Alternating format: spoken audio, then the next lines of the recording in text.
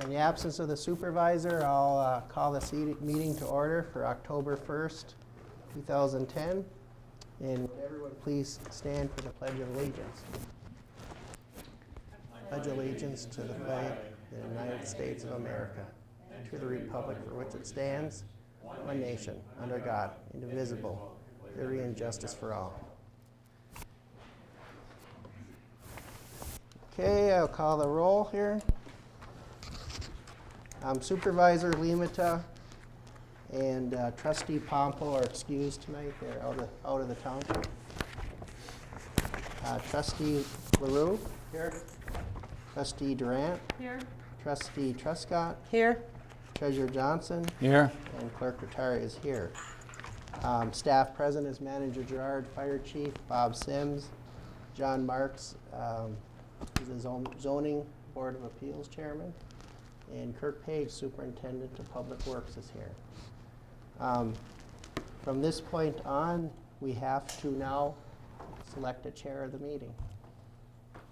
You're doing good. Unfortunately, the board has to select a chair. I'd like to nominate Ernie. Support. Come here. So the motion was to select Treasurer Johnson to chair the meeting. All in favor? Aye. Any nays? Can I vote nay? You can vote nay. Sounds to me motion carries. Treasurer Johnson, you are now the chair of the meeting. Okay, we'll move on to the consent agenda. Does anyone have anything to add to the consent agenda? In the consent agenda, we have the approval of the prior meeting minutes and closed session minutes of September 17th, 2013, the draft planning minutes of September 11th, a water production report of August, overtime report September, recreation committee minutes August. Correspondence not requiring board action is the treasurer's recommendation regarding the NEO government payment processing plan. Bills payable, checks in the amount of $117,226.55. We have financial reports. We have the August financial statements and the August treasurer's report. Motion to approve. Support. Second. Any comments? If not, all in favor? Aye. Opposed? Motion carried. Go into the approval of the agenda. Do we have any additions to the agenda? Clerk. Last meeting we had Captain Lemire here, and that was supposed to be carried over to this agenda, but what we'll do is I'd like to add this under 9C, old business, for Sheriff Lovelace is here, and he's going to talk about the issues we have with the law enforcement in the township. So I'd like to add that to the agenda. Is there anything else to add to the agenda? If not, is there a motion to accept the agenda as amended? I'll make a motion to add that item to the agenda. Is there support? Support. All in favor? Aye. Aye. Opposed? That'll be added. Now we'll go to the agenda itself with the modifications. I'll move to accept the agenda as amended. Second. We have a motion and a second to accept the agenda as amended. All in favor? Aye. Aye. The agenda is set. Going to, next item is the public comments. Does anyone wish to address the board under public comment?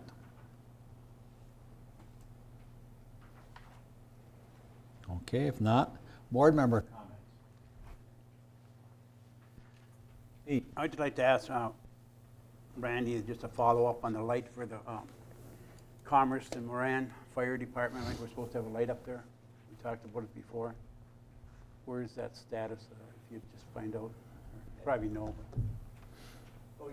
The blinking light when The they're... road commission's working on that. We've turned that over to the road commission. We've made 2 requests from the road commission. One is for, first of all, we prefer a reduction in the speed limit.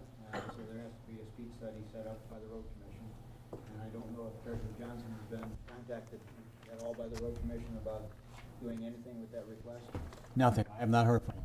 Okay. Second part of the request is that if it's not feasible to address the speed on Commerce Drive, then the road commission suggested putting flashing caution lights on both sides, and they're pursuing that as well. I simply haven't heard anything back from them yet in regards to that.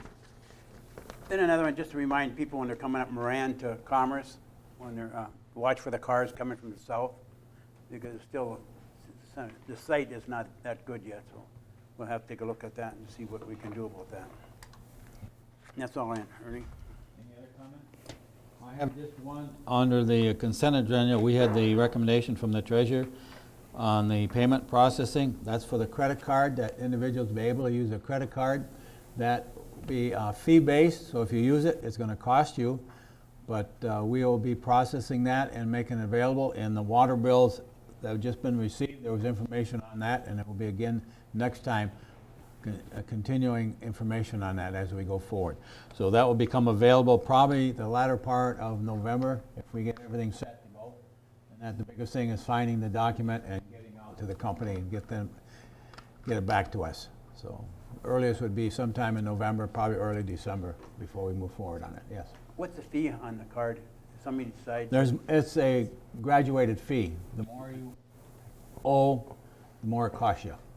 So, but it will all be laid out so people know what their costs will be. This isn't something we're doing on the website, right? This is No. when people come in the office. They only can come in the website and have to come to the desk to get it.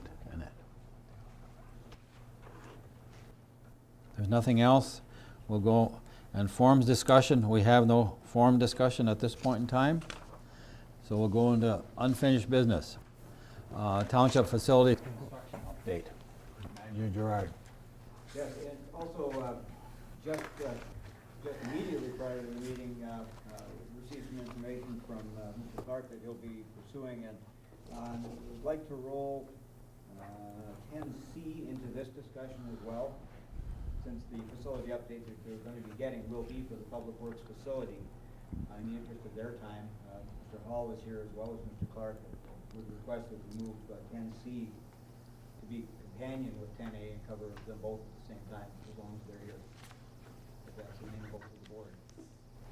You need a motion? Yes. What? I'll make the motion. that we- Second.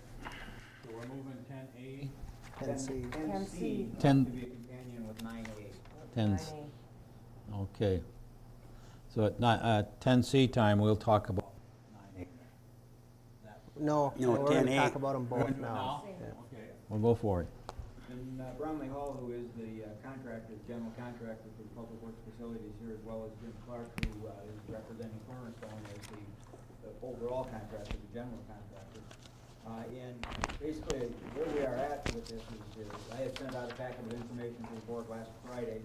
We had received the final site plan, the approved site plan earlier that day, and forwarded to you as soon as we could with a recommendation for going forward with the footings work in consideration of the timing of the year. We're in the same situation we were last year in September with this building and the fire hall in terms of trying to get things done before the weather goes. Now, I realize this is the first look that this board has had at the complete plan. The planning commission looked at it twice.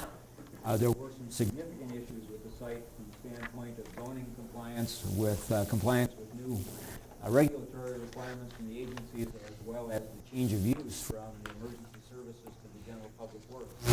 That caused some delays, basically increased the price. So before you tonight is your first view, your first look at the site plans. I'm not sure who's setting off the buzz, but at any event, the first look at the site plans, the first discussion about the total cost of the project now, the construction cost as well as the site work.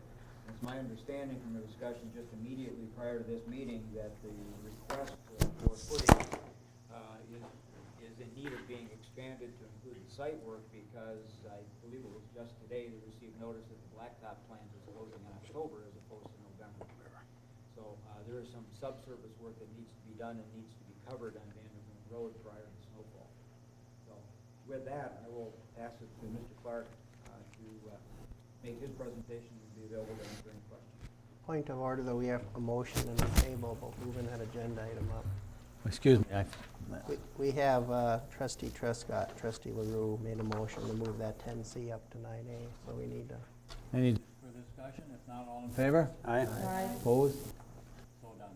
Okay. Thank you, Mr. Clerk.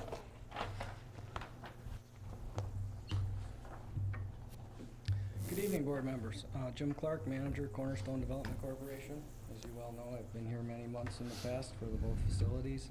Just to give you a quick update, for the building kitty corner from us, the fire hall, the new fire hall, final inspections have been completed. Final occupancy permit has been received from the county construction codes. Most of that was timing for things that needed to be held for the direct ventilation system in the apparatus bay has now been installed and is fully operational. So we'll now have all the final occupancy permits.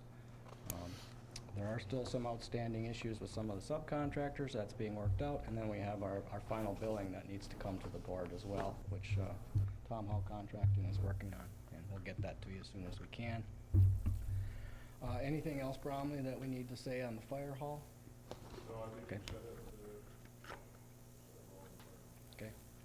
Now with the other phase of the contract related to the remodeling of the existing fire hall to public works facilities, we've done a lot of upfront planning and hit a lot of, I guess, struggles, I think the best way to say it, regarding site work design and stormwater planning and things like that that require multi-jurisdictional approvals from both the road commission, the Marquette County Drain Commissioner, and all the soil erosion and sedimentation control, all the various administrative agencies that we need to comply with.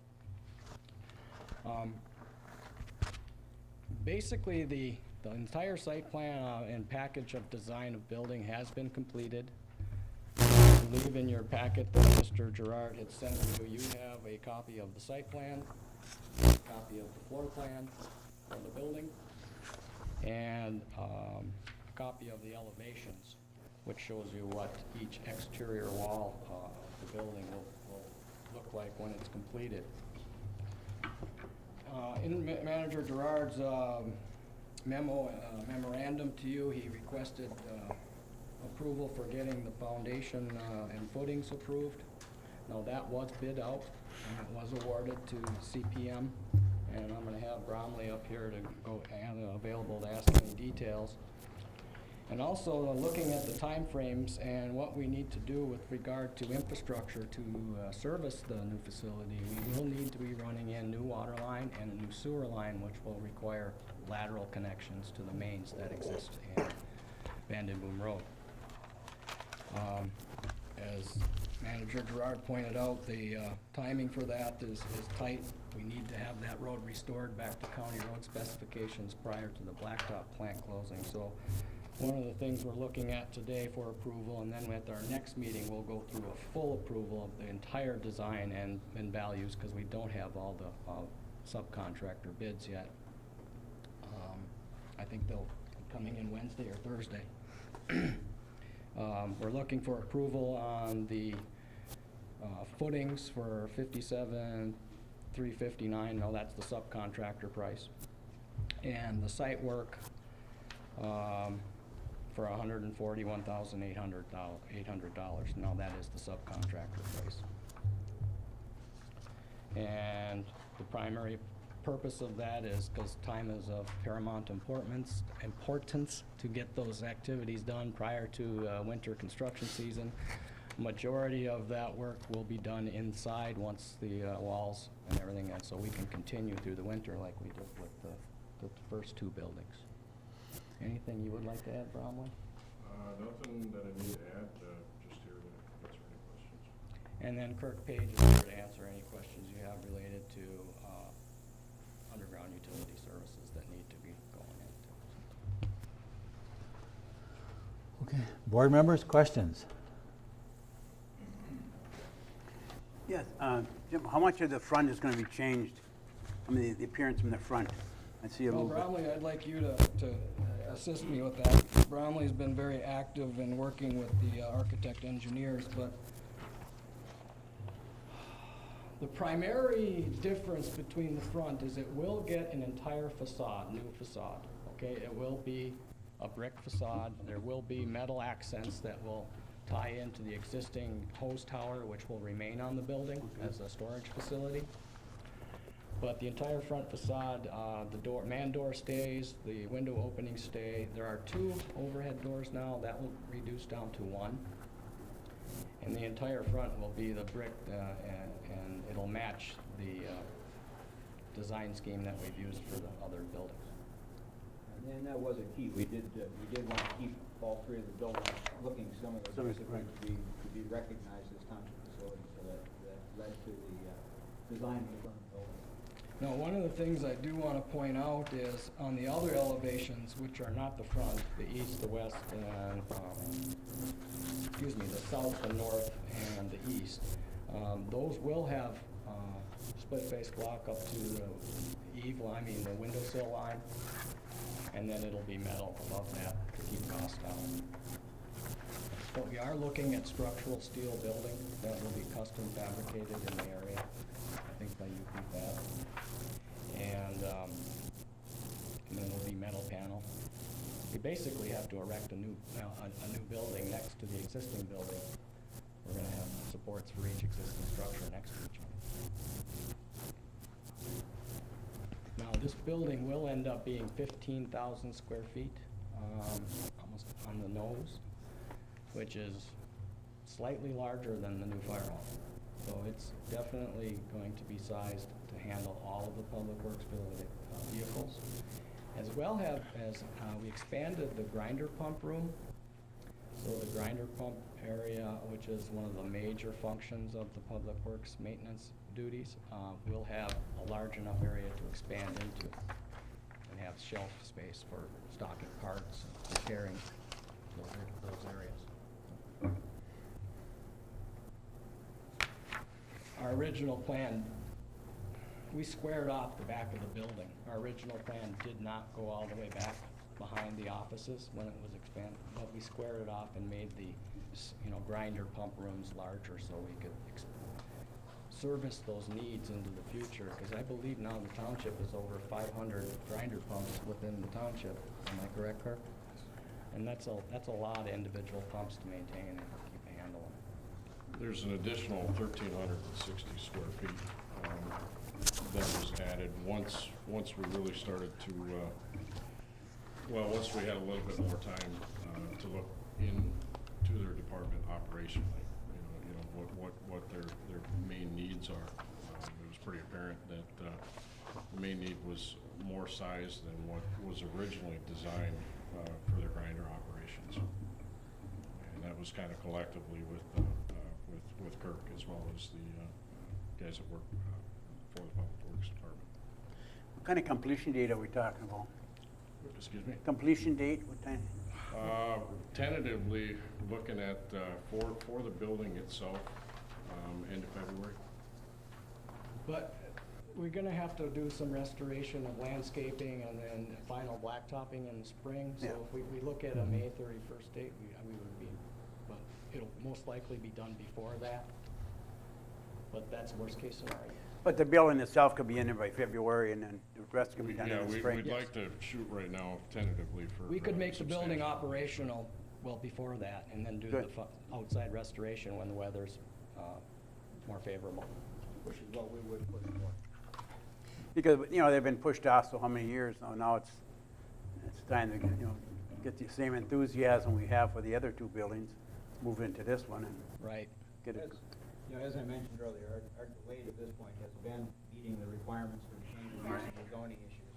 And that has been the primary issue we've been dealing with right after the fire department vacated the building. We got in there in earnest. There were water issues and drainage issues that had to be dealt with, that had to be worked through the drain commissioner, the retention of the water on site. The zoning uses are different for this kind of a use than they are for an emergency services fire department, so we had to meet those compliances under the county's codes. That were different, and we had some design elements that had to change. That's led to a delay, and it's led to some of the increase in cost. Now, one of the things that we originally had not planned, and in my documentation that I sent to you, you saw the first 2 floor plans. the existing floor plan and then the first proposed floor plan at 15,700 square feet. You'll notice that the building is not squared off in either of those plans. Basically, when we got into the design of this, one of the things that we really had need to address was, as Mr. Clark had mentioned, was the grinder operation that we have. We're pushing 500 grinders here almost. Those are removed and taken back to the shop. Right now, they're taken back to the shop by the old hall, back into the garage basically near the old hall. And we actually rebuilt all of the grinder pumps there and put them back into service. But we don't have storage anywhere for the old pumps, the casings, and that we're storing outside right now. And they're rusting and they need to be inside basically. So we squared the building off to provide that work area for the grinder area in particular, which is a significant function that the department performs. Kirk is here to answer any questions regarding that if you wish, but that was the primary difference, and the difference in the square feet from 13,700 roughly to the 15,000 was that corner being squared off. That also aided in control of the runoff and the drainage. Some of that was necessary to meet the drain commission's requirements. So, I'll go to the there. Well, and one of the challenges was we didn't have a blank palette. We had an existing building that had architectural configuration that we had to work around and modify. We are, our original estimate, I think we were only going to be remodeling about 1,000 square feet of the 6,000 square foot building. Now we're actually gutting the entire 6,000 square feet, so it will be a new facility just like the other ones. But essentially, because of the old building and we're adding a new building onto it, essentially you're getting a new building at about half the price because of that new structure being there. It's cutting the project cost down substantially. I meant to ask today, but is there going to be a grease pit or a lift in there? There has to be what's called an oil water separator in accordance with the Marquette County construction codes. That's a plumbing requirement. But I mean, for working underneath, Kirk, I don't know, I was going to ask him today and I never got to it, but are they going to have a pit for working on vehicles to drive over the top, or you going to have a lift there for lifting them up to get underneath them, or was that ever considered? No, vehicle maintenance will be outsourced. What we're talking about is oil that will be encountered from cleaning things and stuff like that because Okay. if you bring it in. But from what I understand, vehicle maintenance itself will be outsourced. Essentially, no, we're not gonna have a lift. And also, if we were a vehicle maintenance facility, then It kicks in some more there's really construction substantial requirements. additional costs. All right.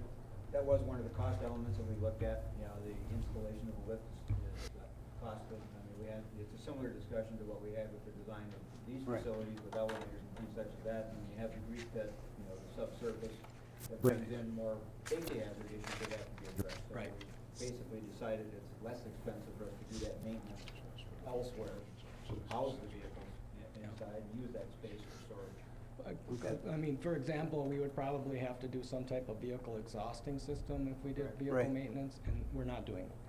There's some significant health and welfare issues that pass through the construction codes if you do have, because you have flammable and hazardous materials that you're interacting with. It kicks in higher fire code requirements and separation of firewall requirements. It added substantially to the cost of the bill. It would also impact our insurance rates. Okay.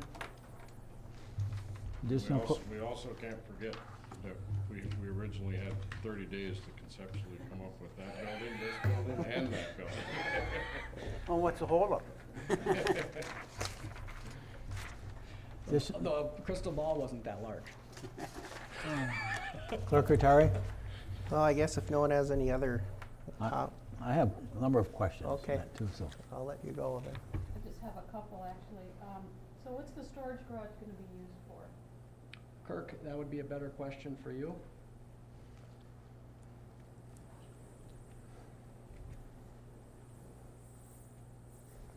I have it here. Storage garage? The one in back. In the back? The existing garage. Oh, The okay. existing garage. Yeah, right now we're putting signage in there, both our traffic signage for working, street signs, recycling bins, anything else we can cram in there, basically. Primarily going to be storage, it's not going to be an active work area. No. Because I think that's what they were kind of thinking in the beginning, wasn't it? That before this expansion happened, that it was gonna be a working garage or not? No. It's not heated now, unless, is it semi-heated? So it has Yeah, it can a be. small heater in it, yeah. It was a storage garage for the fire department as well, with equipment storage, but we're, as Kirk mentioned, right now, what's in there is all of our street signage, the bulky stuff that you don't necessarily wanna have to store in the new facilities, is what that's gonna be used for. Okay. Traffic The control. garage was heated, there was 2 heaters in there, and it was fully insulated. They're gas heaters. Yeah, fully insulated. There's one in there now, right? One in each corner, okay. So when you were talking about changing codes too, which I know that we had 2 different zoning issues, what does that involve from a monetary or time standpoint as far as? Both, actually. Project? Primarily, the time standpoint was complying with all the codes, doing the site investigation, evaluation, digging things up basically to ensure where everything was and what was under it, where the rock was, those kinds of things. So that was timing and cost, as well as the conversion of use from the fire department to, believe it or not, the fire department to the public works use requires the building now be sprinkled, it requires firewalls, it requires things that the fire department didn't have to do.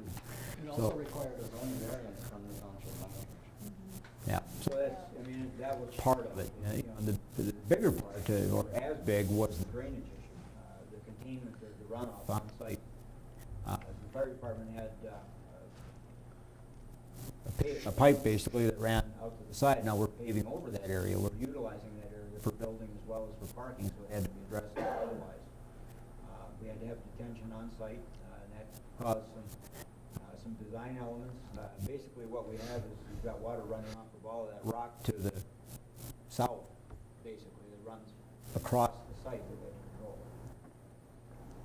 So there were some significant Plus- challenges particularly for the change of use in the zoning. Yeah, we're increasing the impervious area, so the building is basically doubling in size. So there's additional roof, additional paving around the building.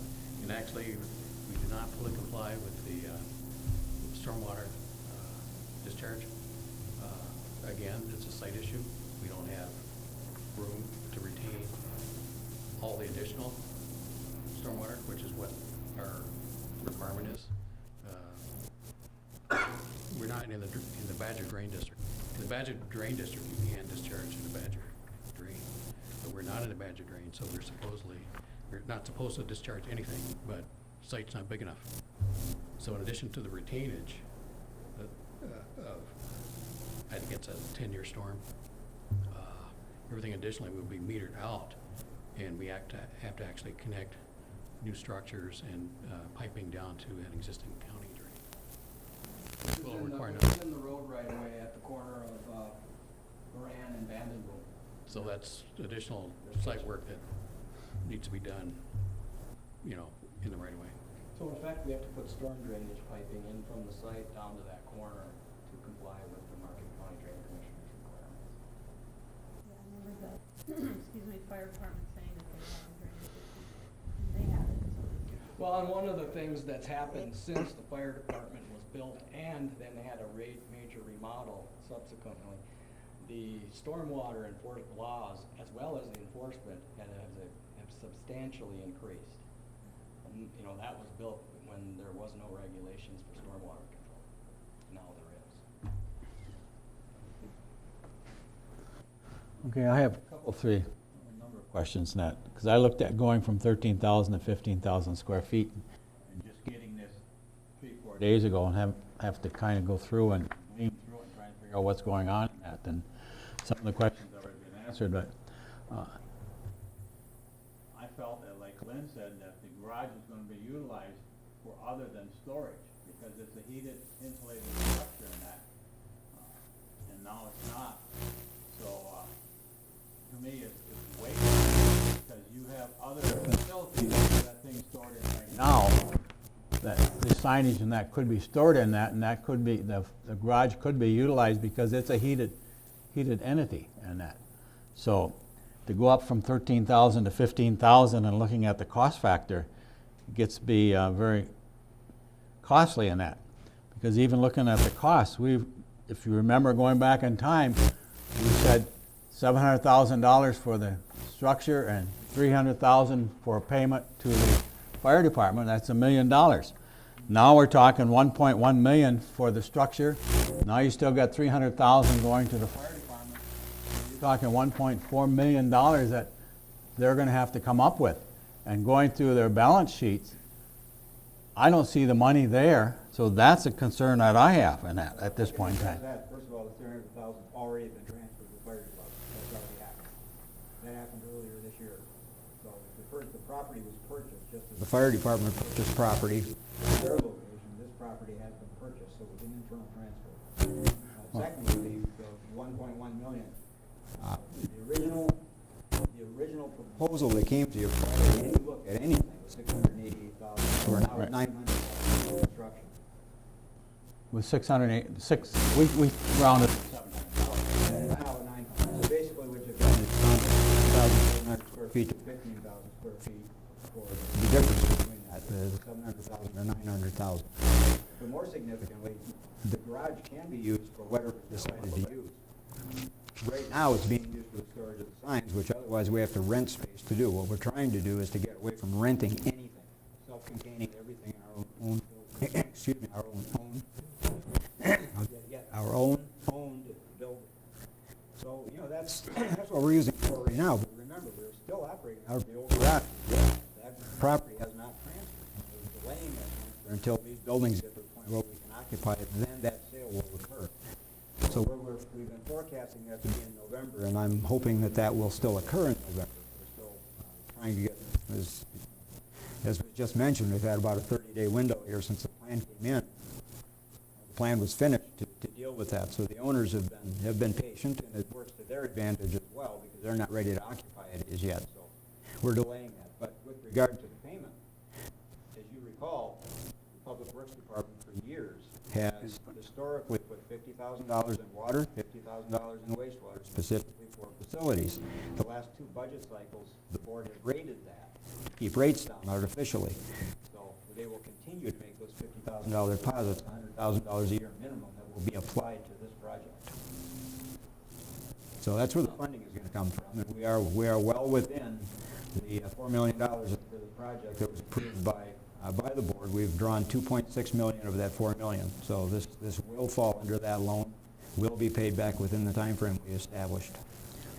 And I will point out that the garage was not retained specifically just for storage. A lot of the functions that they use for signage and the other things that they need good access to, so they can service their projects and barricade the road properly.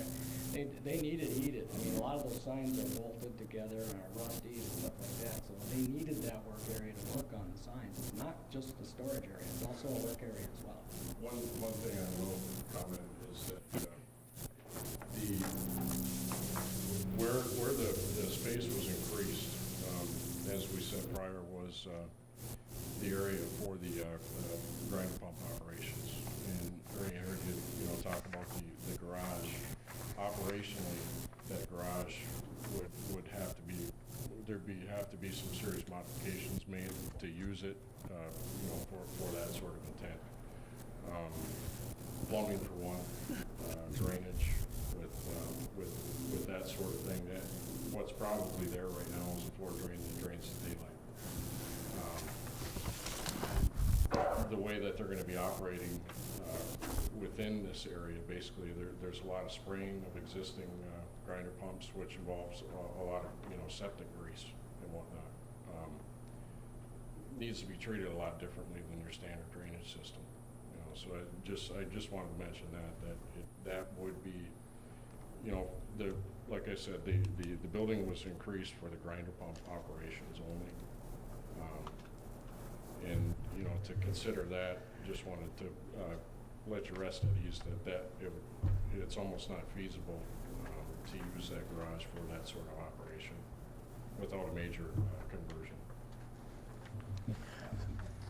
So what you're saying on this $1.1 million, that's going to come out of the loan that we have, and the water and sewer are each going to contribute $50,000 a year for X number of years to pay it off then. Yep. If we draw, now remember, this 1.1 is before we do the value engineering like we did with the fire department and what we did here at the township hall, which significantly reduced the cost of the project. We still have to do that. What you're looking at is an architectural estimate at this point of what the cost is. It's not the final figures, basically. But what it does include is it includes all the changes to the building, which is wiring, plumbing, everything. If you look at what would be page 4 in your packet, which is the actual floor plan of the building, Yeah. you can see that really what's changed in the building. Yeah, the original footprint is primarily open space for parking and the grinder area is what the expansion is. And that open space for parking would be everything on the direction straight. It would be on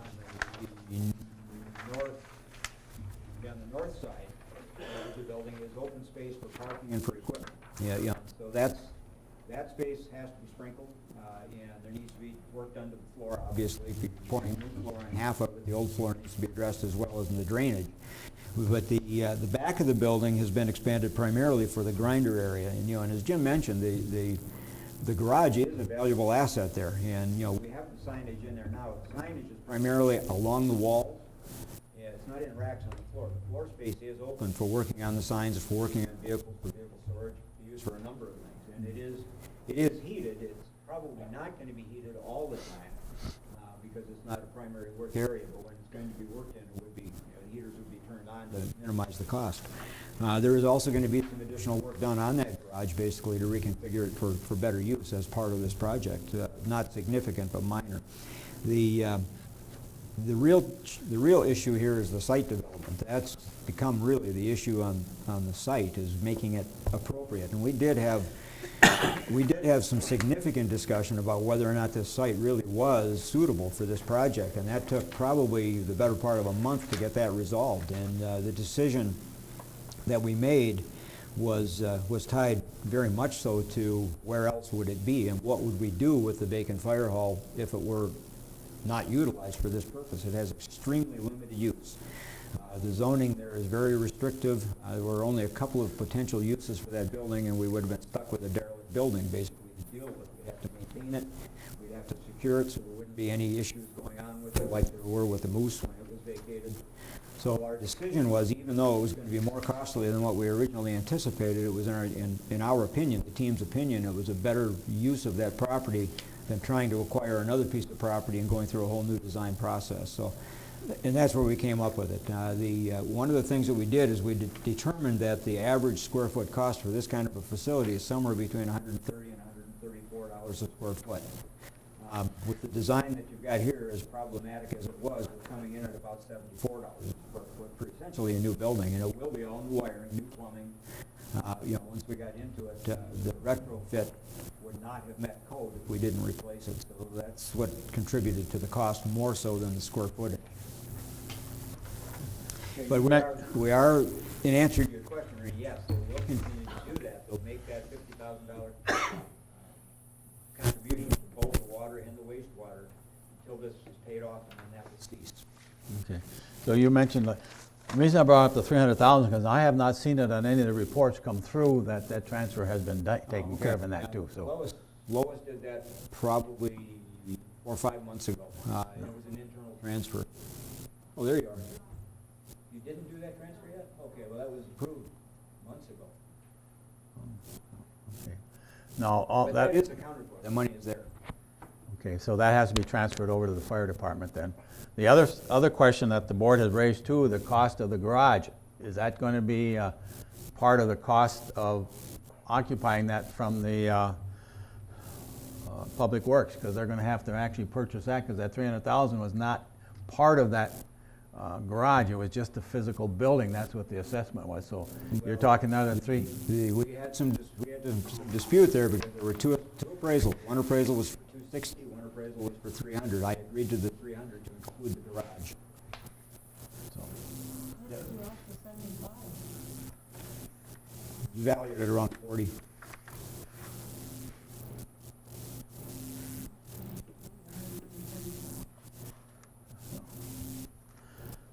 I think there's still a discussion as to whether that was part of it or not, too, so. 'cause I- Well, that was part of the entire project. My understanding was that the garage was part of the building, the whole thing, altogether. Yeah, but it wasn't in the first appraisal. No, second time. When you- Like you said, the second, they go back and they changed it, but then our discussions were that the garage was part of the whole package. If you'll It recall, wasn't separated out. if the board will recall, the decision that was made is that we're not talking about fire department, we're not talking about public works, we're not talking about township hall, we're talking about township facilities in one project. This is true. Yeah, so it's all being washed through. Fire department has a specific contribution that they make to the cost of the project, general fund does, and public works will as well. It all washes through the general fund. Clerk return. So we're getting some feedback somewhere. Maybe move these down a little better, Ernie. My last question is, what are we approving tonight? I think we What I need. had originally asked for in writing was approval of going forward. If the board is agreeable to go forward with the project as it's currently designed, what I had asked for was approval to do the footings work, because we need to get the footings in before trees, basically. Just before this meeting, I was informed by Mr. Clark and Mr. Hall that they received notice today that the blacktop plant is going in October rather than November as they usually do, and that the subsurface work needs to be done. So what I would like to do is modify the request to be that the site development work, the site development work, which has already been bid, be approved tonight to CPM, which was the low bidder, and that's for around dollar amount. The CPM came in at, this is the subcontractor price, $57,359, and the For the site works, and that came in from CPM. They actually did the building you're sitting in. And the site work came in at $141,800, and the low bid was Overstar. So it's right around 200,000 total. Yes. And that's, if the board is amenable, I would like to modify the request for that. If you're not comfortable with that, we can delay it till the 15th. I think my last question is, we have talked about following the same type of contract as we did with the other two buildings. Yes. And that was supposed to go to the attorney and come back, but I haven't seen anything come back. It did go to the attorney. The attorney got back to us with a draft that we're in the process of reviewing. Yeah. Currently, there are some very minor things that we need to amend. Two of them is, as you'll recall, this building and the fire department building are in the Cornerstone Business Park. So there were some specific things in the original contract of that. The public facility is not, so we have to modify that. That's the only thing that's pending, and that'll be coming back to the board. Yeah, Ernie, that's being vetted right now. You will have a full explanation of it. So then, at the next meeting, we'll have the final plans for it? Is that what I understood you said before earlier? Final plans, final bid document. The bids. Final bids will contract. be in and balanced. So everything will be there, so. Yep. And So if we are paralleling the existing contract, that's Yeah. the pretense we're on, because it was approved all at the same time. There are some minor modifications in the amendment, because there was a real estate component in the original contract that doesn't apply. There were performance requirements under restrictive covenants that don't apply. And then there's some compensation issues between general contractor and subcontractor stuff that needs to be fine-tuned. Okay, Okay. so right now, we're just a motion for CPM and Overstar, really, the two items Right. to move forward in that. And the reason behind that is so we can get that work, that subsurface work done and get Van Boom Road put back into condition before the snow. Right, so we can get them operational as soon as the building is open. Is there any other questions board members have? Clerk Rattari. I'll move to accept the bid from CPM for the footings, $57,359, not to exceed that. I'll second it. Okay. Any discussion? How about site work? What about the 141,800? That is the remainder of the site work and Overstar was the low bidder on that, Overstar Construction. You want that in a separate motion? Probably, since they're two different. We can do it separately, or I think it's better to do it separately. Okay. It's cleaner. Okay. I'll make that motion that we, Well, for We've already got $141,800. we've already have a motion on the floor for the CPM for Oh, I was $57,359. down. So, do we have a second to the motion? Yeah, yeah, I think, who seconded that motion? Yeah. Was Lynn, okay. That's why I was asking if we needed a separate one. Any other discussion? If not, all in favor? Aye. Aye. Opposed? Motion is carried. Now I'll look for a motion for the next one, for the site, for Overstar of $141,800. I'll make that motion. Motion made Overstory. I'll support. and support. Discussion? No discussion? All in favor? Opposed? Motion is carried. We'll move forward. So, at the next meeting, we'll have all the documents. Package ready. And when we get that to you, don't hesitate to call us and ask questions if you have them. It helps us to be a little forewarned or prepared, so we don't, hash through, small details. You just don't want us to change it. That's the ultimate goal, Ernie, but what we're trying to find here is a system where we both mutually benefit, and the community is a better place for it. So. Okay. Any other questions for the gentleman at the podium? If not, thank you very much. Thank you. Move forward. Ernie, have Lynn change her microphone. I think she's getting feedback. Just shut it off. Okay. Okay. I had mine off. Okay. As we move forward now, the next item is the consider the firefighter hiring recommendation. Mr. Manager. Yes, sir. Following board direction, we did advertise the position right after the last board meeting. Last Thursday was the deadline for applications. We received none, so I resubmit my recommendation to support the chief's request. Secretary. I'll move that we hire Mr. Gregridge and Mr. Bridges for hire for the fire department. Second. We have a motion made and support to retain the services of two individuals as presented by the manager. Any discussion? Lynn? Just a comment, really. I asked Clerk Rattari last time this came in front of us about the information that was becoming public in our packet. And I still feel that this is a little bit personal. It shouldn't necessarily be online talking about, it's just my opinion, but I just don't think employee things should be out in public. I know it's public information. It doesn't mean it has to be displayed. I think You this can would have been certainly better modify off. that. It does not have to go in the public packet. It can be only put in your package. Yeah. I mean, talking about their skills and their traffic, and I don't know. I protect my employees. I don't think that needs to be displayed. Secretary. Commenting on that, Lynn, yeah, we can certainly do that. We can do that like we do with monthly payroll right now. It's only given to the, it's public record, it's public knowledge, but we don't put it online. I think the only requirement for me is when I write the minutes, I have to put who they had hired. Right. And that's the only thing that I think needs to be recorded. Well, our So- our criteria doesn't need to be all, Yeah, I mean, that's like I said, certainly, there's nothing bad. yeah.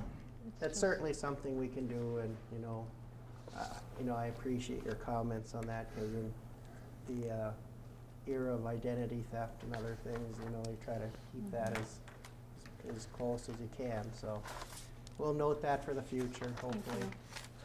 Okay, any more discussion? If not, all in favor of the motion? Aye. Opposed? Motion's carried.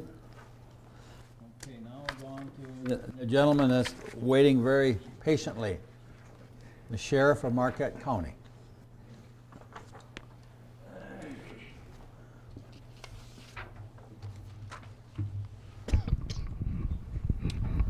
Thank you. Good evening. Dave Lemire was here at your last meeting, and I know he was probably addressing contracting issues and such. However, I'm here tonight because of an incident that occurred in the township a couple of weeks ago. My wife and I were in one of the retail parking lots, and just so happens a call went out for two shoplifters apparently emptying half the mall, running in and out with huge packages. In the containers that you, the bags that you shop in that they take away from you when you go through checkout, well, somebody in the parking lot had called into central dispatch that these people were coming out with those bags, so it was obvious that they weren't going through checkout. And they were making 2 and 3 trips by the time they called in. I happened to be right in the parking lot when the call went out, and sure enough, out comes this female with 2 bags strapped over her shoulders out to the vehicle, throws these items in her car. She goes running back in. My wife followed her. She went back into one of the stores, loaded up another set of bags, and out she comes. And so we're calling in cars. State police and my county deputy units responded. The one vehicle left, we followed them to the back of Red Lobster's parking lot, where she was halfway between figuring out which outfit she was going to wear. She had a pink and black tennis shoe on one foot and a white one on the other one, and she had several items of clothing, jeans, shirts, laid out in the vehicle. So she tried to take off running on foot. We stopped her. Her partner was in the car, male. He's wearing brand new tennis shoes, new clothes. So long story short, we got them with $2,500 worth of items stolen from the mall. The other vehicle, which was still being detained over there, the other individual that was involved had a pickup truck load of stuff. He had no identification and would not identify himself. We ended up arresting him, taking him to the jail and fingerprinting him to find out who he was. And he was a parolee with a, just got out of prison for first-degree retail fraud. So he's maybe going back, but maybe going to the county jail, as the judges aren't sending him back to prison anymore, where they're filling up my jail with state parole violators. That's another story. So anyway, I'm here tonight because really, you know, after I had this incident, I called Randy right away. And I said, Randy, you know, this is getting kind of crazy. It just came to light to me, you know, my deputies are dealing with this stuff every day. But when you come personally involved, it's different. You know, we got a $2,500 felony that's occurring in half an hour. Two sets of people are cleaning out a store. What was disturbing to me was several of the stores did nothing. They watched these people go out the door with bags of stuff, and they didn't have security. And nobody stopped them. Nobody even called us. So, to me, number one, as a citizen, I'm a little upset with that. Because guess who's paying for that? We are, the consumers. Because we're paying for all that retail fraud that they're not stopping. So, the other thing is, I thought, why aren't these stores stopping these people? Why aren't they prosecuting? What's going on? So I called Randy. I said, you know, is there a retail association for Marquette Township? Because I really want to start a dialogue with them about doing something about this shoplifting problem we have. You know, Marquette Township is the mecca of shopping in the Upper Peninsula. There's no question. People from the whole UP come here. These people just happen to be from Bark River Harris, and one of them was from Baraga. But you've got the retail mecca here, and the retail fraud problem is obviously huge, but when you stop and think about what else do these huge retail areas bring, besides the fraud and the theft, traffic congestion, traffic accidents, vehicle lockouts, motor vehicle assists for people that have other vehicle problems, parking complaints. So a whole host of issues for law enforcement come with this huge retail area. And it's drawing hours and time from, and I know you're not, you're not unaware of that, but it's drawing a big part of the law enforcement contracting time, and that's to be expected because it is part of your township. But I think I would like to approach the retailers and ask them what they want to do about this, because, you know, it's the broken windows theory of crime prevention. If you have a house, an abandoned house in a community, and somebody breaks a window, and that window isn't fixed, then there's another hole in the window, there's another broken window, and then somebody's taking siding off of it and roofing, and then they're taking copper pipes out from underneath. If you don't fix the problem, other problems will come, and it will get worse. And if we tolerate retail fraud, and that word is going to get out, and I'm sure it is out, if it's tolerated and nobody does anything, you're going to have more people coming to do it. And with that comes who knows what. Is the next thing, are we going to have strong arm robberies in the parking lots? Are we going to have vehicle thefts, or are we going to have assaults? The drug activity, you know, I don't know. I'm just saying, it's if we don't fix the retail thing, other things are going to come. And I'd like to nip this now. So my thought is to approach the retail people, and I'm thinking that if they had dedicated deputies working the retail area, which would be the entire retail area, and everybody was to kick in, all the retailers, that they could contract with the township for a quote, maybe you might want to call it a retail deputies, and have them patrol all of the retail outlets. And if they're paying for it on a contracted, they would get the dedicated benefit of having that visual police presence in all of the retail areas. Because you know how it is, when the cops come by, everybody puts their halo on. Hi, officer, you know, hi, yep, I'm doing fine, how are you? Great, have a nice day. The visual presence makes a difference. But I'm just saying, I'd like to continue and go to the retailers and have them start looking at possibly contracting for dedicated deputies. And I don't know how you feel about that, but I cannot contract directly with the retail because that's private, we're public. I can only contract through a government entity.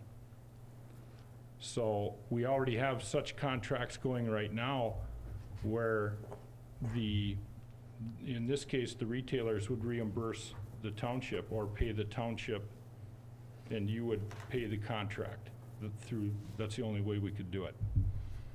So I'm just kind of tossing that out as something for the board to consider.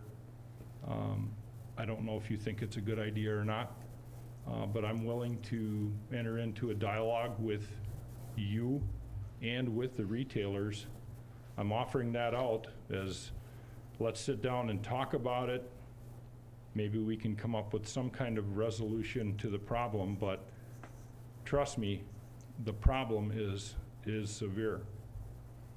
If I'm sitting there watching $2,500 worth of stuff going out in a half an hour, what are they doing in a day? And especially when people are watching them, the store managers are watching this go out the door and doing nothing. So anyway, that's, I did bring some stats. I know I gave you some stats from Captain Lemire. I had him dig up some statistics. And if you look at these, just the, 2010, there were 2,390 Complaints, Marquette Township complaints, there were almost 700, 698 complaints of those 2,390. You had almost a third. Larceny complaints, excluding Marquette Township, we had 99. Marquette Township Patrol took 112 larceny complaints. So you took more than our actual road patrol. Retail fraud in Marquette Township, there were 55. Walmart had 89% of those complaints, and Walmart does prosecute, and they have video, and Walmart does call us, and I commend them for that. They had 49 of those, 31 in Marquette Township, 18 by General Patrol, and 31 by Marquette Township Patrol for a total of the 49. The state police took 11. And because we contract with you, Walmart likes the way that we handle the complaints. I'm not bashing the state police at all, okay? They're great guys, we love them, we get along with them very well, we work well together, but because of the manner in which we do the complaints, they hold them, and they will then call our deputies on Monday. If, like over the weekend, they can have 8 to 10 shoplifting complaints. They'll give all of them to our deputy, and that's 2 hours per complaint. It takes them 2 hours to do a single shoplifting complaint, to process one, sometimes longer. So, you know, they're holding them for us, so that says one, you know, they like it, they like how we do them, but we do get the lion's share. That was in 2010. Let's jump to 2012. 2,145 total sheriff's complaints. Again, 697, you're holding your own, another third again. Larceny complaints, excluding your township, were 73. Then if you look at Marquette Township Patrol larceny complaints, 158. Total retail fraud, we had 95. Walmart's still up there with 80% of the retail fraud complaints. There were 76 actual complaints. 59 were handled by the Marquette Township patrol vehicles and deputies, and 17 by the rest of our regular deputies. So we had a total of 76, and the state police had 38. And then you can also see what's happening this year. The trend continues. We're all right at the same levels. So something, I think, needs to happen, and I'm willing to work with you and the retailers to try and address this problem. Questions, board members? That's 100, for 2012, you got 95 retail fraud. It's 190 hours that's taken up that they're not on our roads. They're not Well, doing and the that's retail fraud. Remember what I said also. We've got traffic problems. We've got speeders, we've got vehicle crashes.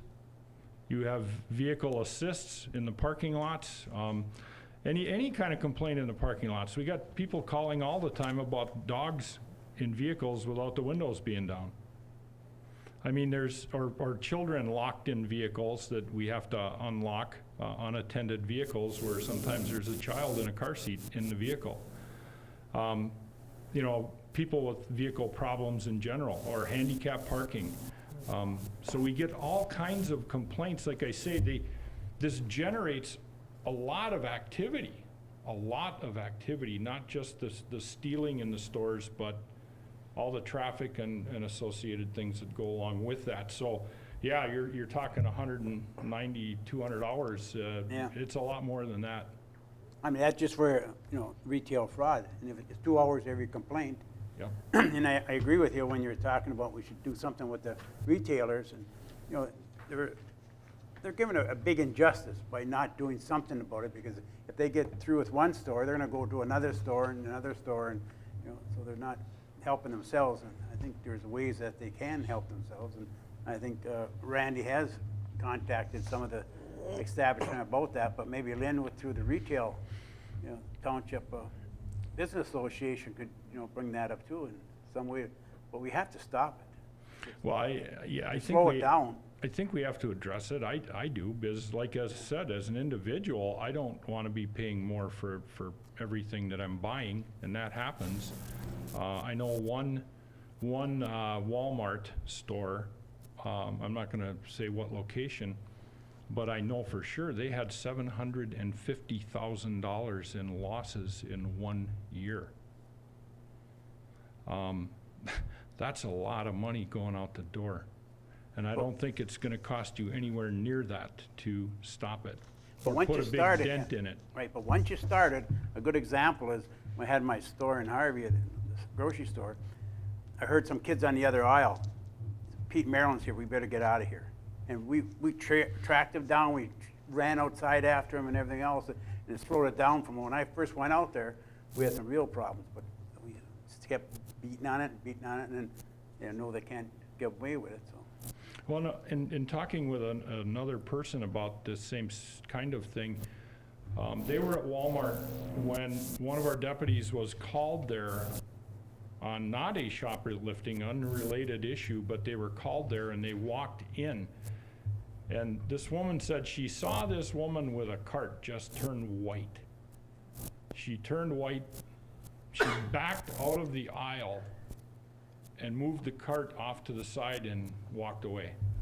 What a surprise. So just the presence of an officer coming through, getting out of the car, taking a walk through these stores, patrolling the parking lots, that's what I'm saying. I think that the retailers would be probably amazed at the difference a single deputy in a car would make.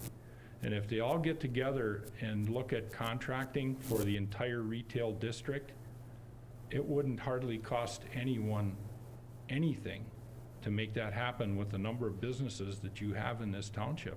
And that it is expanding, it's growing. And I think we address it now before expansion really, I mean, you guys are taking off like a rocket, and I don't see that stopping. Years ago in the theaters, downtown theaters, we used to hire a patrolman who was, you know, a person dressed up with clothes, and I think they worked through, I don't know if you were around or not, but it's a couple years ago, I think, when I was younger. But you know, that cut all the problems they had in the theaters. Just have him walk up and down, walk around, being there, just to be seen. Yep. Cut out all the problems almost. Yep. So it does work, you're right. But I'm willing to work with the board or anyone. If you want to continue talking about it and be a part of, maybe we put a committee together and study it, I don't know, whatever, but I'm just offering my help to make that happen. Lynn? Sheriff, I don't disagree with you at all. The Business Association doesn't really include, other than the mall itself as being a general member, we don't have a lot of retail members. There are 200 and some businesses in the township. We have 50 members, and they're usually the smaller ones.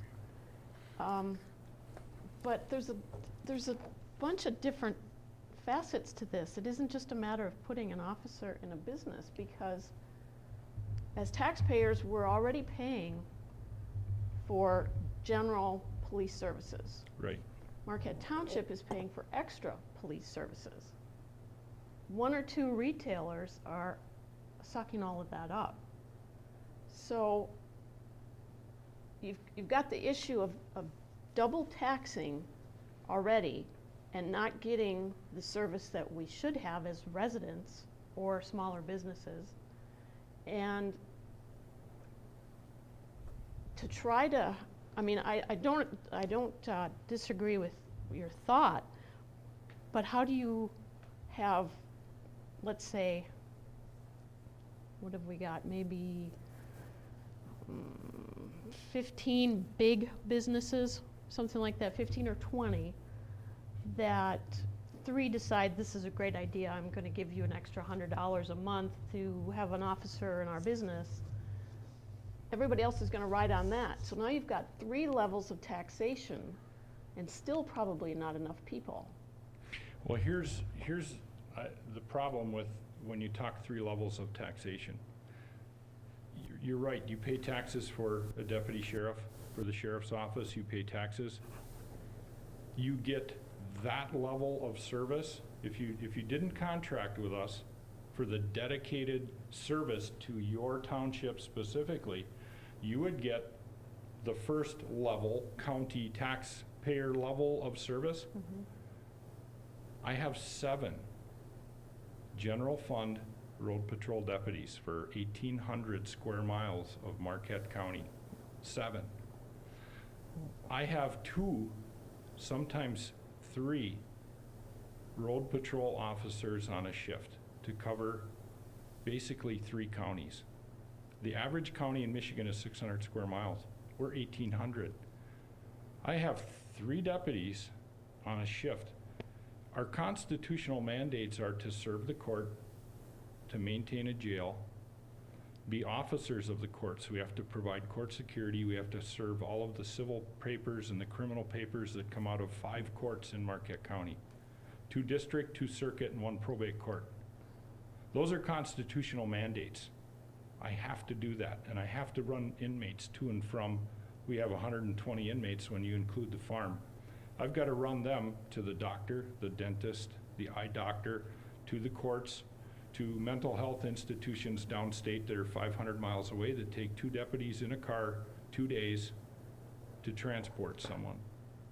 They're gone. They're not available to serve the county. Okay, there's a multitude of other things that occur that require my deputies to respond to fatal vehicle accidents, drownings, whatever you can think of. So the likelihood of a deputy being available for Marquette Township to respond to a complaint at the general taxpayer-funded service level is pretty low. You do have the state police. However, the state police are now serving 2 and sometimes 3 counties with the complement out of the Negaunee State Police Post.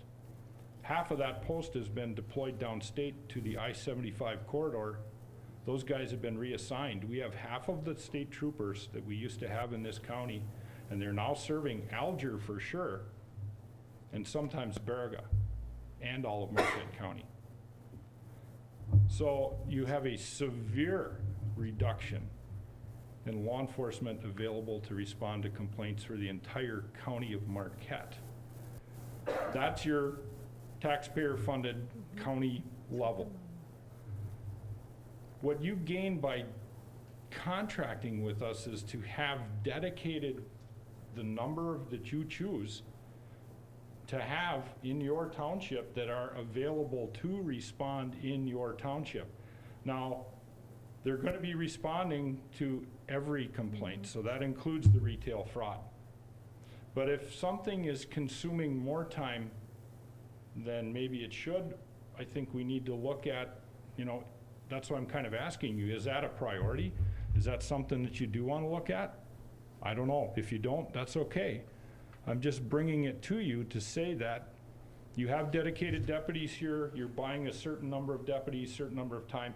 They are here in your township, and they don't, sometimes they do go out if there's a domestic with weapons in Negaunee Township. Yeah, your car might leave to go there because they need to be there. Or there's a severe accident just outside the township line, they're gonna respond. Life endangering incidents, we're gonna ask them to leave. Unless there's a higher priority complaint in your township. And then sometimes, obviously, there is, and then we do bring in our deputies and troopers and everybody else. So you're getting that county level of service to supplement your contracted service at that time. So a third layer, I wouldn't call it a third layer. I'd call it supplementing or increasing your dedicated law enforcement service that you may choose to provide or offer to provide the retail stores. But you don't think they should have some responsibility of their own to have? I mean, it's their merchandise, Well, it's their yeah, I company. mean, Not that we I can don't force them. understand why they don't have security people. I don't understand why they don't have, some of them don't have cameras, and that they don't pick up the phone and call. Yeah, I'm upset about that. because they're allowing a criminal element to come into this county and the township here to thrive. And if you don't stop that, if you don't do something to stop that, it's just gonna continue and it's gonna get worse. And that's why Ernie? I'd like to have that discussion with the retailers, and maybe we can get a core group that would be interested.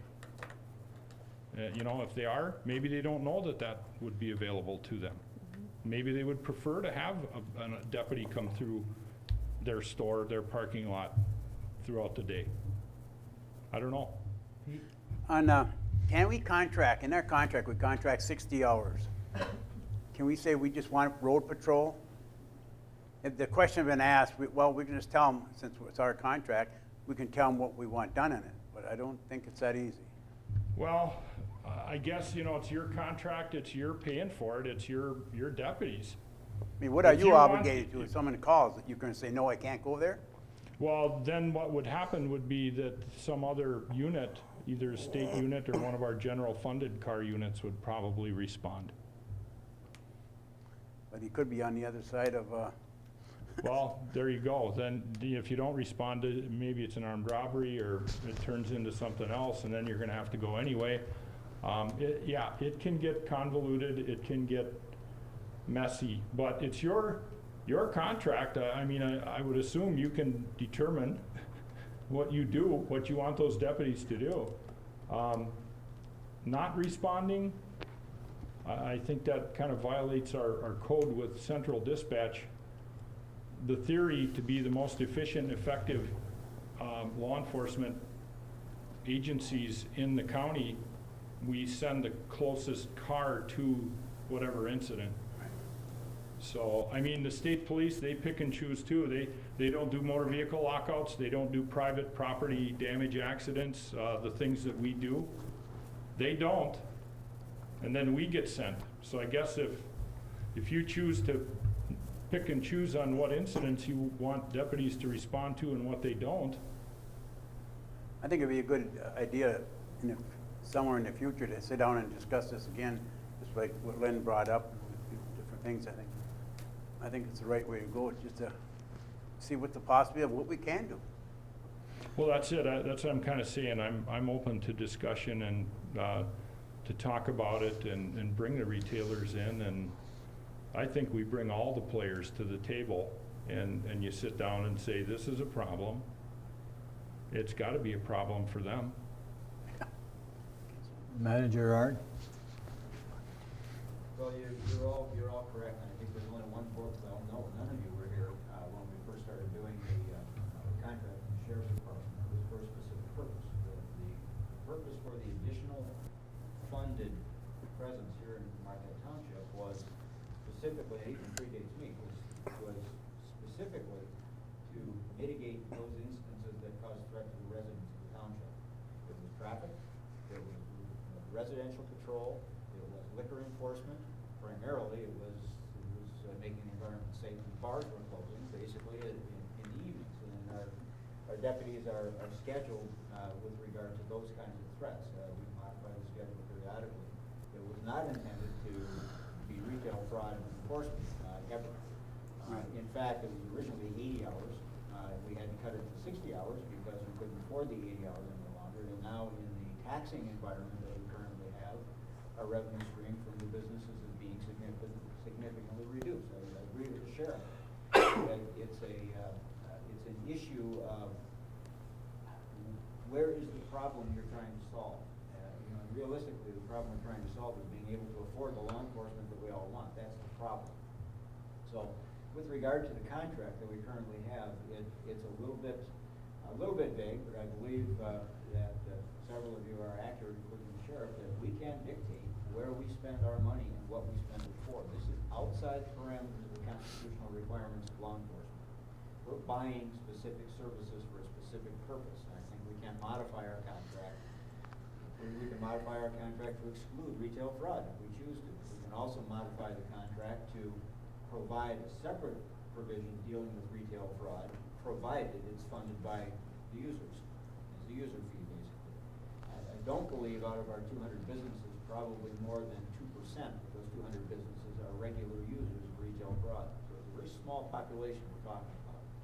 I agree with the sheriff that maybe it's time to sit down with that population and suggest that if you think your taxes are too high, maybe you should start paying for some of your law enforcement activities.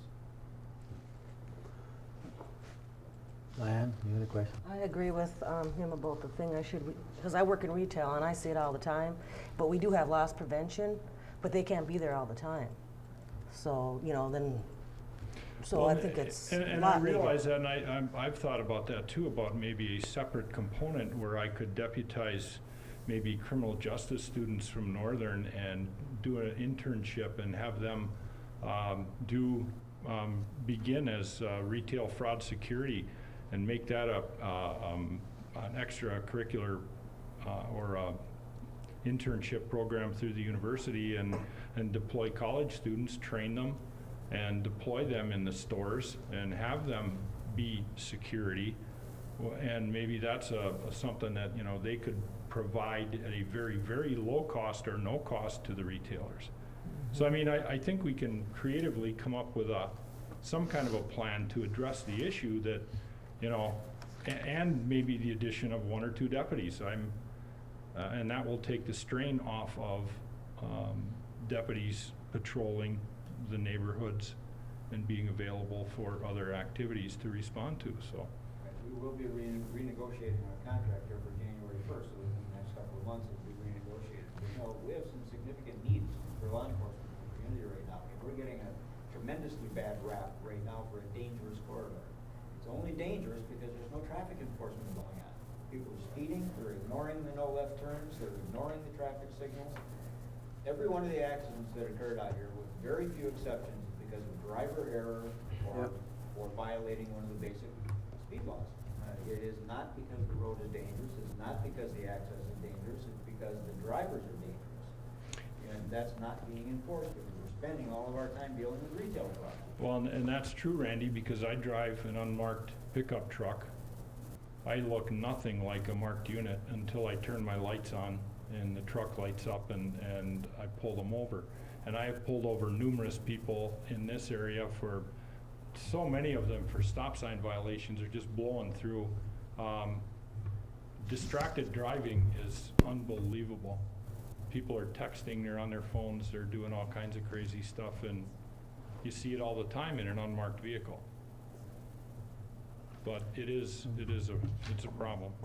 I think what's discussed tonight is very, very good. I think we as a board need to sit down now and decide the direction that we want to go and how we want to bring other individuals into it with us in that, so. And I think the residents need to recognize, we're spending for 60 hours a week, we're spending $135,000 a year for that 60 hours. And we're getting only a fraction of that in actual law enforcement activities. And that $165,000 could be used in lots of other more beneficial places than sitting in processing retail fraud complaints.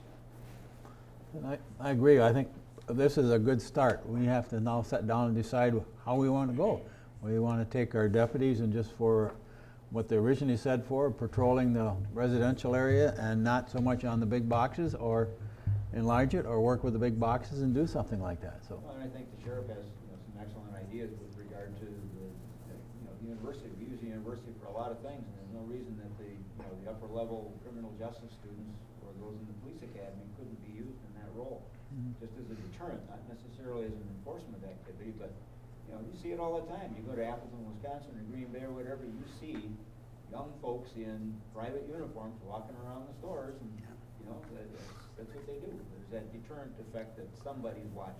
Yeah, at least somebody is going to pick up the phone and call They have radios. 911. Most of them have radios. Yeah, they'll call. At least someone will, and that's a good part of it. And that spins off to, being locations of choice for other activities. If you look at some of the tragedies that have happened in other public gathering places, it's because there's no enforcement activity there. People just walk around at random and pick their targets.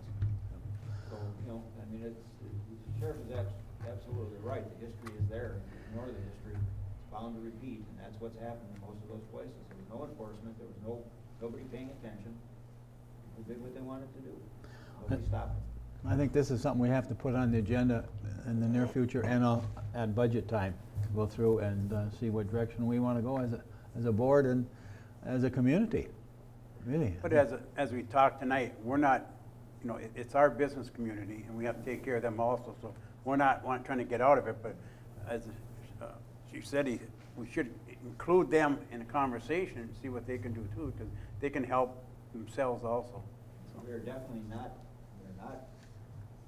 anti-business at all, and have not been. This is not an anti-business issue. It's an issue of where our resources being expended is at the appropriate place. Yeah. Just like any other issue, we spend our money on roads, we spend our money on infrastructure, do we spend our money on law enforcement? You know, where do we spend our limited funds? I think this is a very good discussion. I think it's got something we have to continue on in that. And We I also think, have to bear in mind that much of what happens in the retail stores is not driven by the local management, it's driven by corporate. So, you know, we also have to stir that into the pot as well. yes. So, with no further questions, I thank you, Sheriff, for being here, and I appreciate all the information you provided. All right, thank you very much. Some of it I didn't want to hear, but Well, Sheriff, I'll let you know when the general fund budget, I believe, is scheduled for the, what is it, Randy? So The it's 15th, a week next from, Tuesday? a week from tonight, yeah. Next Tuesday, we're gonna be talking about the general fund budget, which includes the law enforcement aspect, so I'll keep Captain Lemire informed of when Yep. that's going, and he may wanna participate in that discussion. yep, and anything you get going, if you do get something going with the retailers, I'd be happy, very happy to be a part of that too. Anything you want to do, I'll willing to work with you to solve the issue. good, thank you. Thank you very much. Thanks for coming. Okay. Moving on, new business. The reappointment to the Market Area Wastewater Treatment Facility Advisory Board. We have a memo from Kurt Page, Superintendent of Public Works. And the term of office for the Wastewater Treatment Advisory Board is 3 years, and his term is expiring, and he wishes to be reappointed. Board members. Clerk. Yeah, that's traditionally been our member for the advisory board has been Kirk as superintendent, so I'd like to make a motion, we reappoint Kirk for the next 3 years as our representative and the township manager as the alternate. Second. We have a motion and a second to appoint Kurt to the advisory board with the manager being the alternate. Any comments, questions? Lynn? I'm just wondering, is it at December 31st? Is it the end of the year that the term is up? No, actually, it was, I get the exact date, it was like the third week in September. Oh, it's So already. it's the date of before. It tracks the city's budget year, because the city is the major primary owner of the facility, so it tracks their budget year, which they're in the process of changing, so it may amend, but right now it's through September 30th. So it's effective immediately. Okay. So can we get, shouldn't we get some minutes or notes or something from this? Is this every month you Sure. guys meet? Yes. Some kind of, Now, there's minutes, or, yeah, we get minutes from these meetings, sure. They can that'd be added. great to just put in the packet so we can kind of Sure. see what's happening. Okay. Okay, hearing no other discussion, all in favor? Aye. Opposed? The motion is carried. Next item is the North Star Academy request. This is the request that the North Star made to the Keweenaw Bay Tribal Council, and it has to be funneled through us as a township. It's 2% of their gambling fund allocation, and we just have to funnel it through. Am I not right, Mr. Manager? That's correct, and this is a request that they have made for the last 2 years through us, basically, as asking us to be the conduit for the money being passed through to them. And in essence, what it amounts to is the KBIC, through their compact, is obligated to utilize 2% of their gaming revenues for local projects and for local uses. However, they cannot directly transfer those funds to private entities, so they have to go through the local community or the school district, basically. So the North Star Academy is not a standalone district. They operate under Northern's auspices, so we are the conduit that typically does that. It's a pretty simple process. We receive the money in and transfer it to them. This year, they are utilizing the funds for a specific project, which they do every year. They have a specific project. There is background information on their project. It's a service learning project, K-12 service learning project that they propose to fund with 2% funding this year. I have provided a draft letter. If that's acceptable to the board, we can simply issue that, and we're out of it then until we receive the funds. This draft level will go to the Keweenaw Committee. Yes, it does. Discussion, board members? Is there a motion? So moved? Support. Motion made, support to accept the flow-through. Any further discussion? If not, all in favor? Aye. Motion carried. Thank you. You'll also inform the North Star Academy then at the same time? We'll go ahead and put the letter together, and actually what we do is we submit the letter to North Star, and they put it in their application packet. Okay. Okay, where are we at? Now we're to consider the water system reliability study proposal.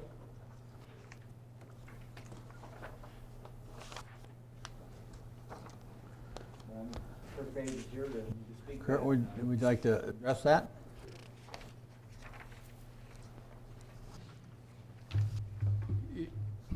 Last fall, we got an evaluation visit and report from the DEQ that I did present to the board. They listed several items of concern. Several of them actually had to do with changes in the Safe Drinking Water Act. And there were dates given to address these several issues. Most of the issues were dealt with immediately because they were something that we were actually already doing. There were a couple of items that at a later date. We did actually have a study done in 2008, and I did submit that as a hoping for compliance with the reliability study, and they wouldn't approve it as a reliability study update. They did approve it as a general plan update, which is actually less detailed than the reliability study. So essentially this is an update of the 2002 master plan, which is quite extensive. And the requirement is basically now the new requirement is it has to be done updated every 5 years. So obviously we're overdue for that. Plus, in the process of the move, like I said, I already complied with all the requirements except this big one. And in the process of moving, I discovered the date actually in August. So I immediately wrote the DEQ and said, you know, I need an extension. So they said, okay, we'll grant you an extension, but first of all, you have to find someone to do the study for you. So I did do that, and it's also related to the city of Marquette. So the city of Marquette is going to be given an additional 3 months. So in other words, we have to do our study, then our study is shared with the city so that they can develop their study. Because obviously we're still connected to the city, you know, we're still using water. So that's basically it's in my opinion it's a valid requirement. You know, what they're trying to do is to improve the planning, and this actually only applies every 5 years for communities that are growing. Okay, so we have been growing. Many communities have not been growing, so they only have to do it like every 10 years. So I was not able to get a waiver because we've been growing. So basically they've given us until January 1st to do this study. And the primary, it's more time consuming, and basically a lot of the time is going to be spent, basically it's done by modeling. So they're going to update their model. They're also going to verify the model, and that's going to require field work. So in other words, they do modeling of our system. Plus they have to incorporate all of our improvements that we've made since 2008, which have been pretty extensive. Then they verify their model by actually going out in the field doing flow tests from hydrants because otherwise it's just modeling, you know. So, like I say, that's time consuming, it's professional work, so, you know, there is cost involved. Ernie? Yeah, Pete, you have a question? You're suggesting that not to exceed $25,000. The Correct. money for that was in your budget for, I had not specifically earmarked $25,000, no. do you have the 25,000? Yes. Other questions, board members? The only question I have is the, okay. Just a Clerk. comment, yeah, you're right. I did talk to the DEQ district engineer probably a week or two ago. And, yeah, this is a requirement that needs to be done, so we're just kind of a no-brainer, get it done. I would normally have had money in the budget for this. Professional services includes legal fees as well. And this year, we took a severe hit on the legal fees. So when we had to switch lawyers as a result of that last potential lawsuit, we were spending $25,000 a month just on legal fees. So that was unanticipated. Clerk, I'll move that we accept the reliability study from Stan Tech not to exceed $25,000. Second. we have a motion made and second. Any further discussion? Kirk, do we have enough time now to do this? How extensive Well, barely. That's why originally the DEQ had asked me about another date in, I think it was December 1st. Okay. So then, and we're talking like just within the last 2 weeks of dealing with this. So then I got the proposal, and Stantec said it was going to be 6 to 8 weeks. Okay, well, that put us beyond November 1st, so then I went, or December 1st, I went back and said, can we make it January 1st? He said, fine. Okay. So in other words, they're working with us in terms of, is it actually doable? So, but it is doable now, so by January 1st. Okay. Further comments from anyone? So by approving this, you'll be able to fax tomorrow and tell them that Correct, yep. we're ready to roll at the same time? The only question I have is the form as to where this money's coming out of, that little form that Lynn developed many years ago, and that. Yeah, I was just looking at the budget, trying to figure out where this is Yeah, coming so- from. This is gonna come out of where the contingency account, this is one of those things that's unanticipated, so that's where it comes from. Okay. But it would have to be transferred into basically the water fund, professional services. Split? Correct. Water and wastewater, or No, just water? just water. Okay. That's an internal transfer from the fund. Okay, so no other questions? All in favor, signify by saying aye. Aye. Aye. Opposed? Motion is carried. Notify them to start immediately then. Thank you. Okay. The last one is the manager's report. This will be very brief. I put at each of your places prior to the meeting a copy of the current Michigan Township Voice, which is the new communication tool that MPA is using. I don't know if you've had a chance to see it online. I think it's something you may have to subscribe to online. Do any of the board members get this? I get it. You do? Okay. Yeah, I think I've seen This particular it. issue I wanted to bring to your attention because it has several items in here that are of significant importance to the council. The first one is the personal property tax reform issues that are on the first page. As I'm sure Treasurer Johnson is Yeah. up to date on these, but it does have impact on the township in terms of our revenue stream. The second item, which is at the middle of the second page, addresses the big box issue that we are involved in with Brighton Township, is now gaining more notoriety. Senator Kivila and Representative Casperson are both introduced bills to correct the legislation. They are both receiving very heavy opposition from the Retailers Association and from the State Chamber of Commerce. Not unexpectedly, both of those entities represent business.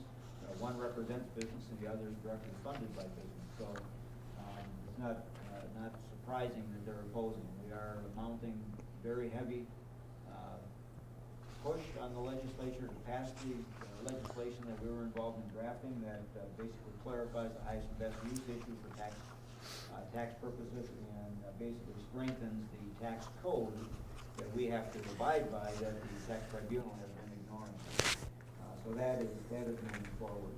On the next page, page 3, is an issue that may become fairly significant to our fire department. Basically, a new bill that's been put out that I'm pretty sure the department is aware of, basically that addresses firefighters working for multiple jurisdictions during their off hours. Now, this applies primarily to staff fire departments, but may have impact on the call departments as well. As you know, our firefighters don't have any scheduled hours, so they're on all off hours. So if they're working for another department and our siren goes off, we have fewer people to draw from. So there's some pros and cons with it. Election-wise, the recount legislation is passing on recall, the processing of recall petitions. And the last one that is going to come back to stare us straight in the face is the governor has signed a bill expanding ORV use in the state to state trunk lines and county roads. As you know, every road in Marquette Township is a county road. All the residential streets and all of the other roads are county roads. We may be facing the necessity to adopt our own ORV ordinance. Right now, we do not allow ORVs on residential streets or streets that do not connect existing ORV roads. That is our current posture. We may have to adopt an ordinance to that effect, depending on where this goes. So, and the board may want to change their position on that. Again, it's going to come back to the board for review. So I provided all of these things for you to take a look at, so you can be aware of them, and all of them have impact or potential impact on Marquette Township. The only other thing that I want to mention in the manager's report is under the consent agenda, you have the water usage report. I would ask you to look at that very closely. We're seeing the impact of this in the budget coming up. The last 4 months, our bread and butter months, we've pumped 7.9 million gallons less than we did last year because of the weather conditions. That's $53,000 of income that we did not get. It's going to have to be made up. So, and that's only over a 4-month period of time. And there are other months where we were below use last year because of the weather. As you know, our rates are determined by our usage and our customer base. So we will see some impact from this in the budget proposal that you'll be getting here shortly with regard to the Public Works Department. We're at the mercy of the weather. If we have cold, wet weather, we don't pump water, the costs are still the same, even though the revenue is down. So just want to bring that to your attention to let you take a look at. The months of May, June, July, and August were significantly from 1.4 to 2.6 million gallons less than we pumped last year. That's it. Any questions? Questions for the manager? But revenue's been up, I think, isn't it 3 months in a row? Pardon me? I know at least the last 2 months we've been ahead of budget. I don't remember if it was 3 months in a row, or I was just looking for that. That was because of connection fees. Correct. Okay, It's so it not hasn't because of anything to usage. do with, I thought maybe the rate structure. No, that was because of construction. That's a new construction that's going on, connection fees and extensions of utilities. But Okay, with so regard it's not to the actual sales consumption, then? Sales is down. Okay. Sales are down. On the personal property tax, if that goes through, it will not affect this year's, it'll affect next year's. So we'll just, whatever we put out this year, we will collect from this year's. But in 14, we will not get any dollars from that end of it, so. And that is a compounding effect, because 2014, we will have the Court of Appeals decision, at least heard, and hopefully have the decision back in 14 that will affect revenues in 15, will affect revenues in 14 too, possibly retroactively, depending on what the decision is. But we right now have 12 appeals pending, in addition to those. And it could go all again next year too. Correct. So that's why we're hoping, though, that legislation gets strong support, bilateral support, both parties, and gets passed to cement what the definition is on tax day of how taxes are allocated. Has the governor made any statement at all or anything? I haven't looked at his website lately, but The governor has made a very large statement by his silence. This is supposed to be a state that's on the turnaround, and basically the governor and the party in power are siding with business, which is not unexpected. However, what they're not recognizing is that by reducing our revenue stream, they reduce our ability to serve the businesses that are trying to move into Michigan. So it's a self-defeating prophecy. So, any more comments? If not, we'll move on to public comment. Public comment?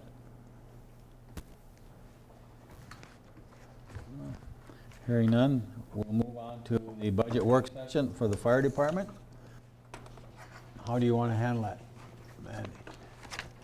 Well, I had chief and the assistant chief are here. We have gone through the budget and we came to an agreement basically on what the budget for 2014 should be for the department. We had submitted that out, and I guess I would ask board members to start the discussion there. Are there any questions or issues that you have on the budget that was submitted? This is my recommended budget for the fire department, and it is a budget that you will see. Minus any changes that the board wishes to make to it when the final budget is put together for your consideration. So if we have the fire chief come up and make any comment?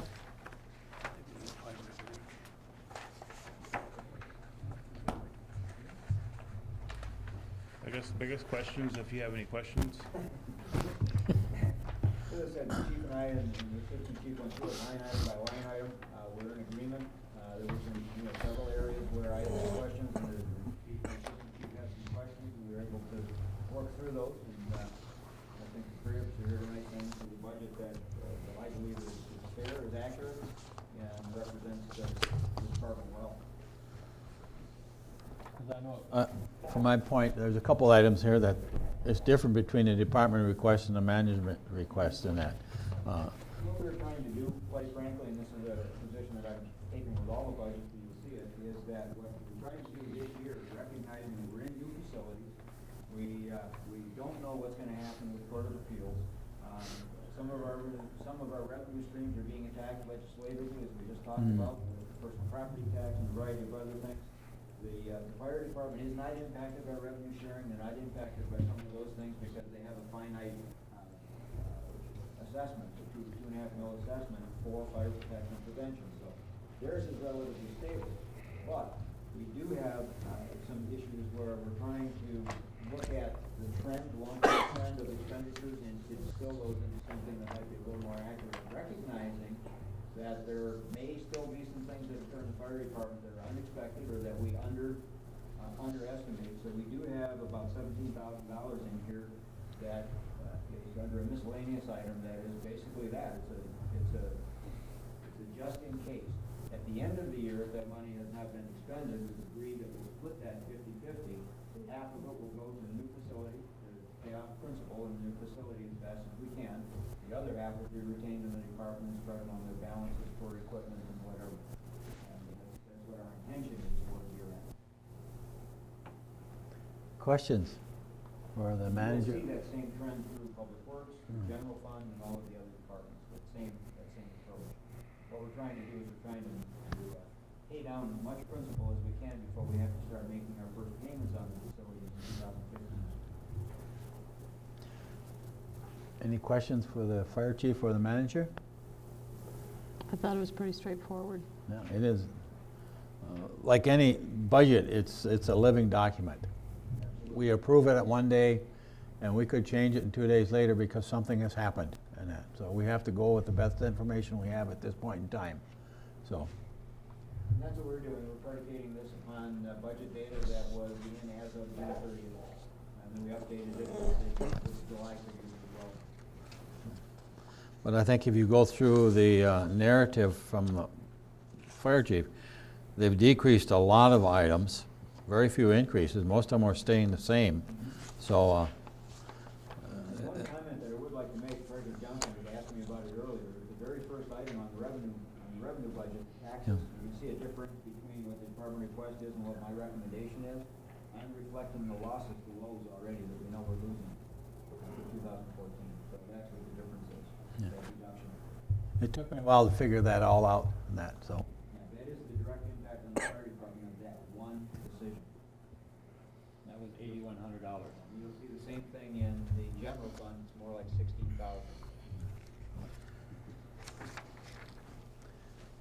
There's no other questions. Is there a motion to accept this portion of the budget?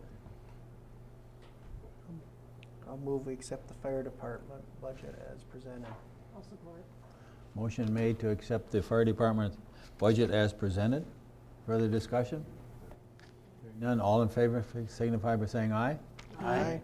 Opposed? Thank you. Thank you. Good job.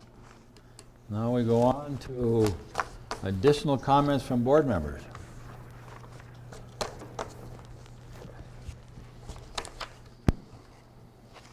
Clerk Rattari. Yeah, I did watch the last meeting. The sound was better. I still have to apologize. We are getting some feedback here and there, but we'll try to clear that up. But for the most part, I'm happy with the new equipment. And I've been able to get the meetings online within a day or two of the meeting. So if anyone wants to watch a meeting, it's video archived at the YouTube site, which you can get to through Marquette Township's website. So I think we got 3 or 4 meetings archived there, and the new technology is good. And I'm having a clerks meeting at the end of the month, and I know there's going to be a lot of other municipalities that are pretty jealous of what we have here. So. And I know the fire department just hosted the UP Chiefs, and I think it was probably pretty positively received by the UP Chiefs as well. Were they here or just in the fire hall? Both? Fire hall. Fire hall, That's so, fire hall. okay. Any additional comments from board members? One, I want to just remind everyone, we have a budget meeting next week on the 8th from 6 to 8, Correct, And and the target of that is general fund budgets, general fund, so, and then also on the 15th for public works. So Right. Under the second forum of the board. right. Let me just clarify that second forum in the next regular meeting, we'll go till 9:30, and then we'll cut that off unless the board extends the meeting. So if we have a light agenda, again, I think that would work pretty well. So And we if it, can- what you're saying is we'll go to 9:30 if we have to, we'll schedule to continue on for the next Yes, one. and then at that time, we can schedule some additional sessions, I guess, if we have to. Okay. So there'll be a full board, I believe, at the next meeting, so. So, any further discussion from anybody? Is there a motion to adjourn? I'll make that motion. Motion made? Support. Support? All in favor? Aye. Meeting's adjourned. Didn't hit that very hard. We're all waiting now.